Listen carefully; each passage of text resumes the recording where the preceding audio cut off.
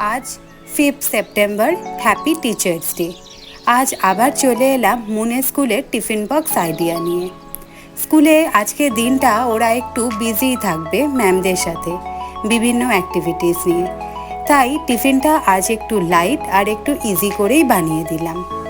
এখানে ফার্স্টে দিয়ে দিলাম একটা ডিম সেদ্ধ, মুনের ফেভারিট রিং রিং পিস করে দিয়েছি। তারপর একটা অ্যাপেলকে ছাড়িয়ে লম্বা লম্বা পিস করে টিফিন বক্সে পুরে দিলাম। সাথে দিলাম একটু খেজুর আর আমসত্ত্ব, আর সবশেষে 1 বোতল জল। এখানে একটু চিড়ে আগে ভিজিয়ে রেখেছিলাম, তার মধ্যে একটু ঘরে পাতা টক দই আর সাথে একটা কাঁঠালি কলা ভালো করে স্ম্যাশ করে অল্প জল দিয়ে সবটা রেডি করে নিলাম। স্কুলে যাওয়ার আগে আজ সকালে মুনকে এই দই চিড়ে আর কলা দিয়েই খাওয়াবো। টাটা।